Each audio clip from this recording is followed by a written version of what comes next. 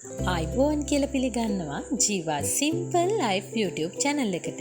එහෙනම් එන්නකෝ අපි හදමු ගමේ රසට කටකහන්නේ නැති රසම රස අලකොල මාළුවක්. මුලින්ම අපි මෙන්න මේ විදිහට අලකොල දිග ඇරලා පුංචි සත්තු එහෙම ඉන්නවද කියලා බලන්න ඕන. අලකොල අතේ ගෑවුනාම කසනවා.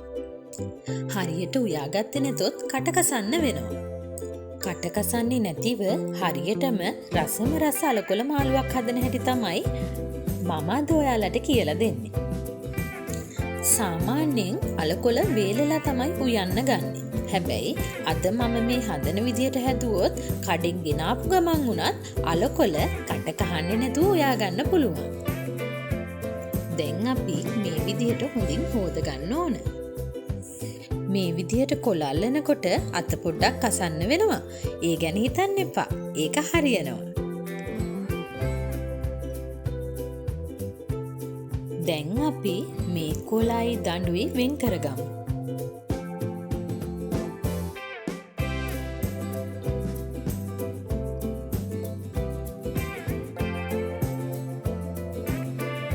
කඩාගත්ත කොළ ටික අපි සාමාන්‍ය ගානට කපා ගන්න ඕන. අපි අලකොල වේලලා නෙමෙයිනේ උයන්නේ. ඒ නිසා මේ දඬු මෙන්න මේ විදිහට හොඳින් සුද්ධ කරගන්න ඕන.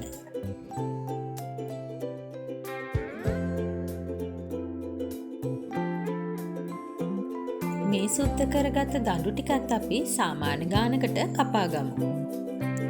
වේලන්න නැතුව අමුවෙන්ම හදන විශේෂ ක්‍රමය මොකක්ද කියලා තමයි දැන් කියන්නේ. පළවෙනිම දේ තමයි අපිට මැටි හට්ටියක් ඕන වෙනවා. අපි මේ හට්ටියට සුදු ලූණු, රතු ලූණු, අමු මිරිස්, රම්පේ කරපිංච දාලා කහ මිරිස් 3-5 උළුහල් වගේම විශේෂයෙන් අපි මේකට ගොරකා එකතු කරගන්න ඕන. වතුර එකතු කරලා හොඳින් රත් වෙනකන් ලිපේ තියාගන්න ඕන.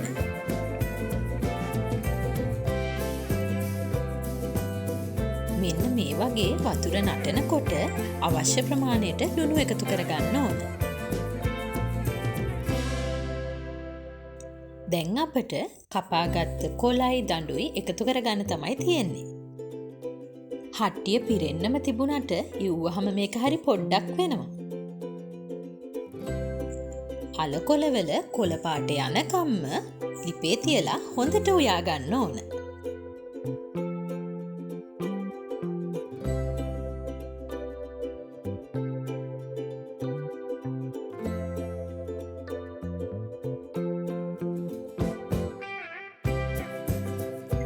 මෙන්න මේ වෙලාවේදී අපිට පුළුවන් මිටි කිරි ටික එකතු කරගන්න. මිටි කිරි ටික රත් වෙලා හොඳින් ඉදෙනකන් තව ටිකක් වෙලා අපි ලිපේ තියාගන්න ඕන. අලකොල මාළුව උයනකොට තෙම්පරාදුවක් කළොතින් අලකොල මාළුවේ රස තවත් වැඩි වෙනවා. තෙල් ටිකක් එකතු කරගෙන ඒකට අපි අබ එකතු කරගන්නවා. අබ ටික පුපුරනකොට රටලූණු කපලා ඒකට එකතු කරගන්න. මම අද එකතු කරන්නේ කොච්චි මිරිස්. ඔයාලට පුළුවන් වේලිච්ච මිරිස් කරල් ගෙනහල්ලා කපලා මේකට එකතු කරන්න. කරපිංච ටිකකුත් මම එකතු කළා. හොඳින් තෙම්පරාදු වෙනකන් තියලා ලුණු චුට්ටකුත් මේකට එකතු කරගන්න ඕන. දැන් අපිට හදාගත් අලකොල මාළුව ටික මේ තෙම්පරාදුවට එකතු කරලා හොඳින් මිශ්‍ර කරගන්නයි තියෙන්නේ. බත්, පාන්, ඉන්දියාප්ප, රොටි වගේ ඕන දෙයක් එක කන්න මේ මාළුව නම් නියමයි. අවුවට දාලා දවස් ගණන් වේලන්න ඕන නෑ. ගෙනාපු ගමන්ම වුණත් මේ විදිහට හැදුවොතින් කට කසන්නේ නැතුව රසම රස අලකොල මාළුවක් හදාගන්න පුළුවන්. මේ වගේ වටින වීඩියෝ බලන්න මාව සබ්ස්ක්‍රයිබ් කරලා බෙල් අයිකන් එකත් ක්ලික් කරන්න. ලස්සන වීඩියෝ එකකින් ආපහු හම්බ වෙමු. ගිහින් එන්නම්.